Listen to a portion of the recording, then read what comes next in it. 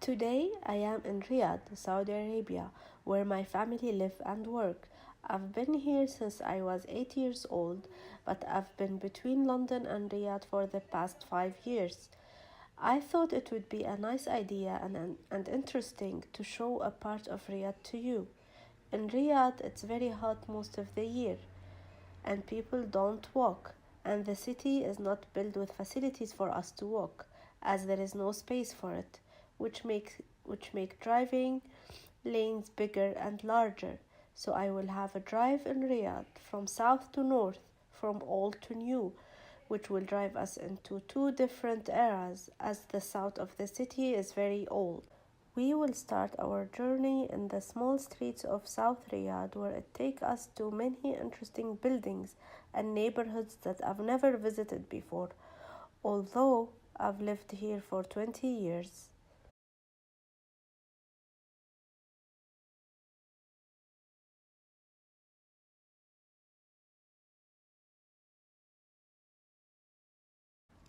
The first stop is called Masmak Palace, which is built in 1865 by the Prince of Riyadh Abdurrahman ibn Sulaiman. It is built by clay and mud bricks only. This building played a major part in the kingdom's history. Today, it's turned into a museum for us to visit. Inside the palace, we can see how the basic life was back then, but what really caught my eyes as a photographer and artist are the color and designs that were drawn on the doors, which is the complete opposite of the modern design today. I was really impressed by everything there. As I walk in the streets, I found myself in a place where I was surrounded by broken houses that were all built with clay and mud. It is very sad that no one took care of them and they are just abandoned in the area. You can also see the beauty of the interior architecture in the past in some walls.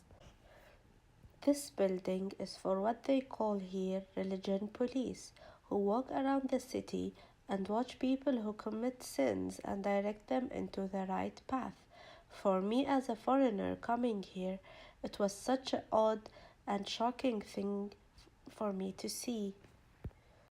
Around this building and in the south area in general of the city, we will see all women who live around are covered from head to toe, unlike the north of the city, as the religious police here have the right to stop the women and ask them to cover their head or faces. What I like about this area is how friendly the old people are. They all start smiling as soon as they see me taking pictures of them. Although the country has developed a lot in the last decade, but these old people still like to finish up things the old fashioned way, and they believe that whatever is handmade is more special and unique. This is a picture from the same neighborhood. All streets here and even in the north part of the city are filled with date trees, which is the most important tree in Saudi Arabia. It is a symbol to their roots and it is drawn on their flag. Moving on to the market, which is a really nice experience where you feel like you are in a very old movie. All the shops are in small alleys and the clothes are hanged.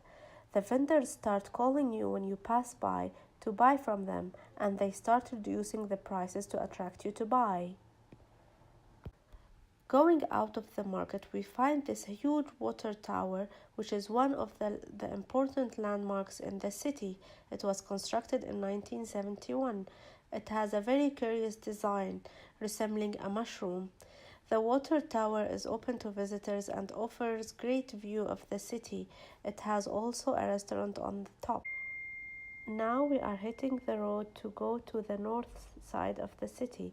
This road is called King Fahd Road and it starts from the very far south of the city into a straight line into the very end north of the city. As we approach the north side, we can see the modern buildings from far.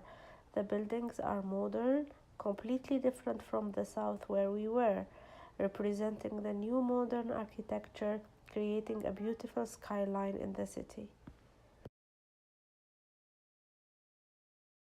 This is called King Abdullah Financial District.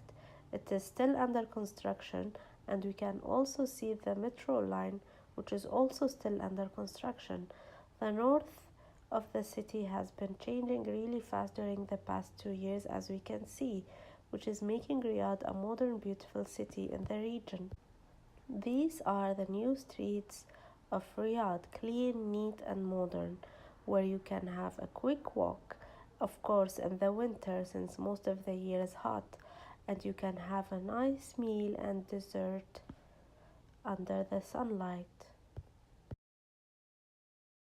During my drive, I stopped by this lovely gelato shop to cool off the sun, where I noticed something very different.